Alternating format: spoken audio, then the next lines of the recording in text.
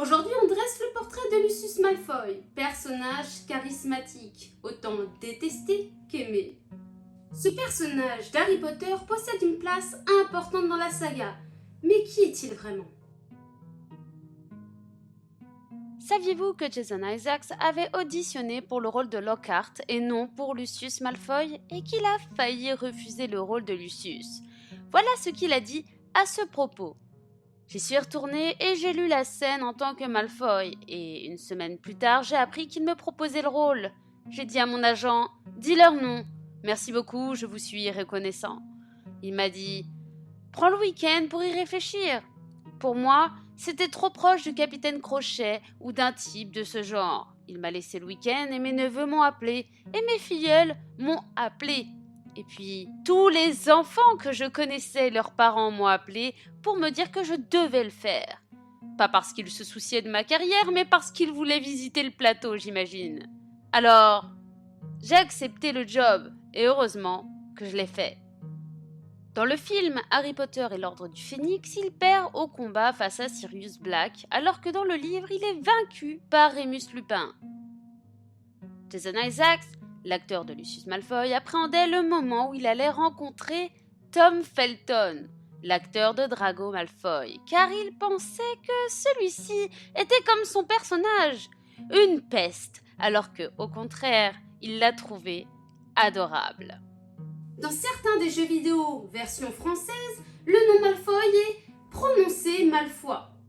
La famille Malfoy fait partie des 28 sacrés comme on les appelle. Il était inscrit dans le registre des sangs purs, en anglais Pure Blood Directory, qui est un registre sorti en Grande-Bretagne et comprenant le nom de 28 familles de sorciers qui sont d'authentiques sangs purs. En quittant le bureau de Dumbledore dans le film, Lucius prononce cette réplique. Espérons que Monsieur Potter sera toujours là pour sauver la mise. Eh bien, c'était une improvisation de Isaacs qui a dit au réalisateur Chris Columbus qu'il voulait improviser une ligne à ce moment-là. Isaacs a déclaré qu'il avait été impressionné par Daniel Radcliffe lorsqu'il a proposé sa propre réplique improvisée en réponse. Rassurez-vous, je serai là. Lors de la Phoenix Comic Con en 2015, l'acteur de Lucius Malfoy a expliqué comment il avait inventé la voix glauque et froide de Lucius. Il avait eu un professeur à l'école d'art dramatique qui ne l'aimait pas, alors il a utilisé sa voix comme base et il a ajouté un ton snob utilisé par un critique d'art britannique.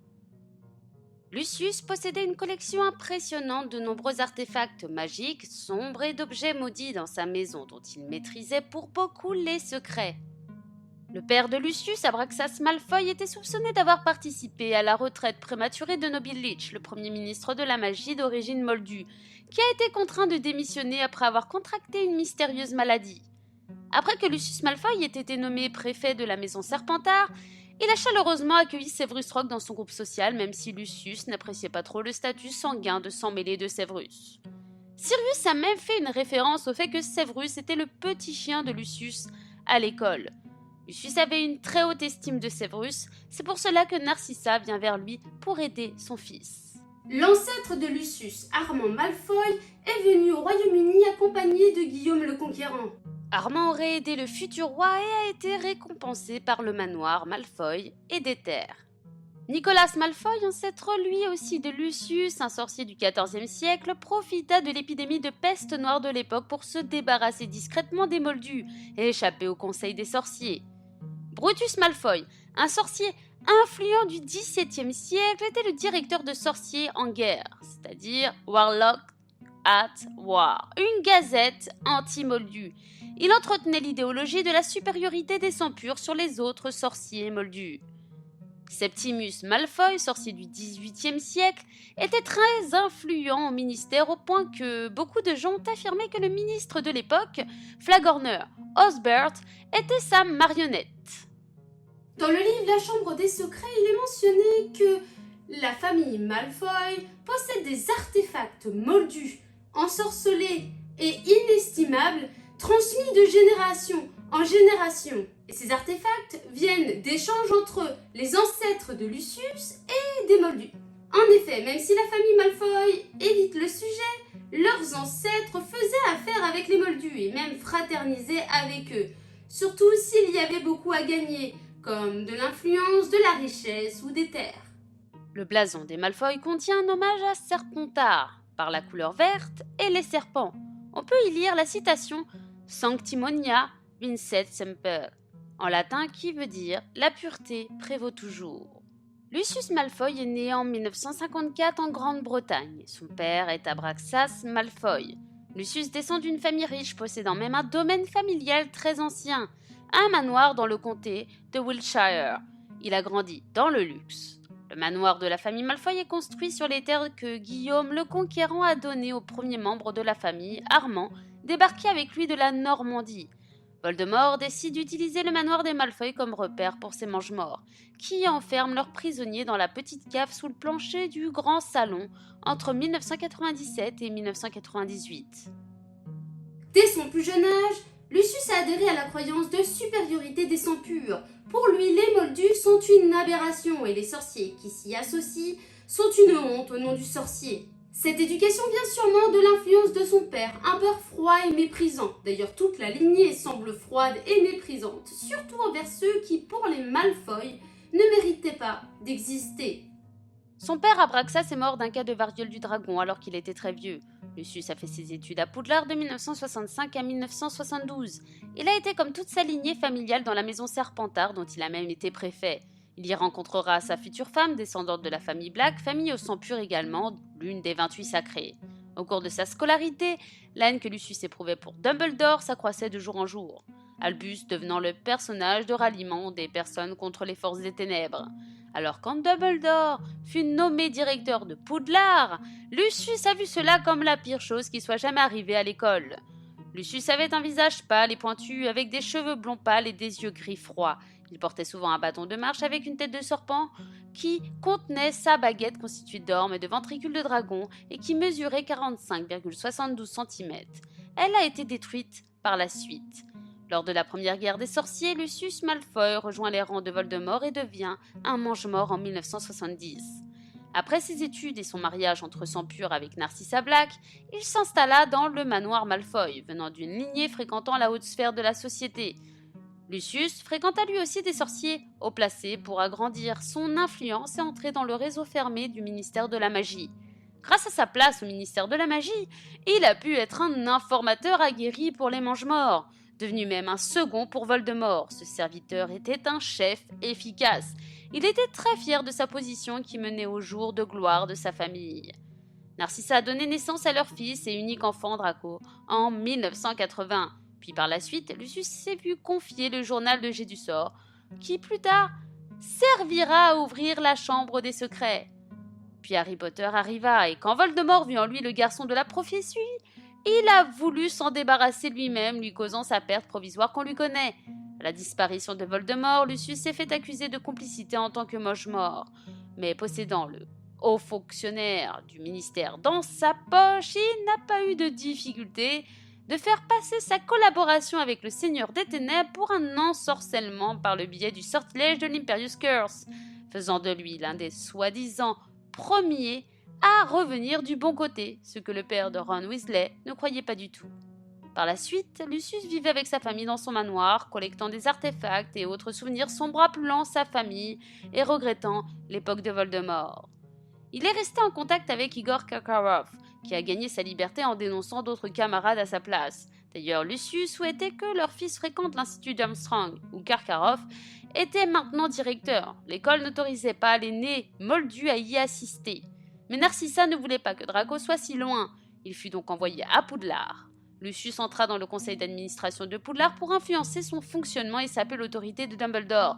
Il demandera même de bannir la fontaine de la belle fortune de la bibliothèque de Poudlard car elle dépeignait un amour entre une sorcière et un moldu, et dira même qu'il ne veut pas que son fils Draco soit influencé d'approcher une moldue qui souillerait son sang pur. Mais cette demande n'aboutira pas, Dumbledore affirmant que les sangs purs n'étaient pas tous si purs que cela dans leurs arbres généalogiques, mais que les familles reniaient ces histoires liées aux moldus. Lucius fera tout son possible pour que Dumbledore ne soit plus directeur. Il réussira un court moment quand, après avoir glissé le journal de Tom Jet du sort dans les affaires de Ginny, la chambre des secrets soit ouverte, et il fit pression à ce moment-là au conseil d'administration en les menaçant pour écarter Dumbledore de ses fonctions. Mais Dumbledore finit par revenir en signalant à Lucius qu'il était au courant des menaces et que le conseil voulait qu'il revienne. D'ailleurs, quand Ombrage Dolores prit la place de Dumbledore, Lucius a fait beaucoup d'éloges sur la nouvelle directrice. Dobby était l'elfe de maison de Lucius qui aida Harry et qui se fera libérer par Potter grâce à un subterfuge de celui-ci. Quand Lucius a échoué lors de sa mission mandatée par Voldemort qui consistait à récupérer la prophétie au département des mystères, le ministère ne pouvait passer à côté des preuves irréfutables indiquant son identité de mange-mort. Lucius a donc été envoyé à la prison d'Azkaban. Beaucoup pensaient qu'il était plus en sécurité à Azkaban que d'être libre depuis la destruction accidentelle de la partie de l'âme de Voldemort contenue dans le journal de Tom Jedusor et l'échec de la récupération de la prophétie, car Voldemort le désigna lui comme principal responsable de cet échec, vu que c'est lui qui dirigeait l'escouade. Lucius a été condamné à la réclusion à perpétuité à Azkaban, mais il s'y échappa avec d'autres mange-morts et par l'aide de Voldemort. Mais Lucius perdit son statut et n'était plus qu'un serviteur de Voldemort. Après la bataille finale et la chute de Voldemort, Lucius et Draco ont été pardonnés en raison de leur abandon de Voldemort et de sa cause, et du mensonge de Narcissa au Seigneur des Ténèbres qui a sauvé la vie de Harry Potter dans la forêt interdite lors de la bataille. Aucun d'entre eux n'ont fini à Azkaban, en raison des preuves qu'il a fournies contre ses anciens camarades mange-morts. Malgré sa nature glaciale, Lucius était l'un des seuls mange-morts à ressentir un amour authentique. Lucius se souciait profondément de sa famille, en particulier de Narcissa et Draco, jusqu'à abandonner Voldemort pour rechercher Draco pendant la bataille, après que Voldemort ait refusé qu'il cherche son fils. Lucius est devenu grand-père après que Draco ait épousé Astoria Greengrass. Son fils s'appelle Scorpius Malfoy. Lucius a eu un peu de mal avec Astoria vu qu'elle possédait un point de vue différent après la guerre sur les sangs purs. Plus tard, il travailla avec Theodore Nott pour créer un nouveau prototype de retourneur de temps. Après avoir réussi, Lucius pouvait voyager dans le temps, mais il ne l'a pas utilisé. Draco pensa même que son père préférait une vie sans Voldemort. Lucius est un grand sorcier très doué et de haut rang. Quand Hermione Granger lança un maléfice cuisant à Harry pour le rendre méconnaissable alors qu'ils sont capturés par des rafleurs et emmenés au manoir des Malfoy, Lucius a été le seul à identifier le sortilège. De plus, sa maîtrise des sorts impardonnables comme sa maîtrise de l'Imperius Curse font de lui un sorcier très puissant. Lucius est très compétent en préparation de potions, au point même que pendant ses études à Poudlard, Horace Slughorn a noté que Lucius avait du talent, ce qui lui a valu d'ailleurs une place parmi l'élite Slug Club de Slughorn. Lucius était capable de lancer des sorts offensifs en duel non-verbaux, et il était capable de transplaner à volonté. Je vous donne rendez-vous très vite pour un autre portrait. Si vous avez aimé cette vidéo, n'hésitez pas à vous abonner, à cliquer sur la cloche, à mettre un petit pouce bleu, et puis pourquoi pas me laisser un petit commentaire.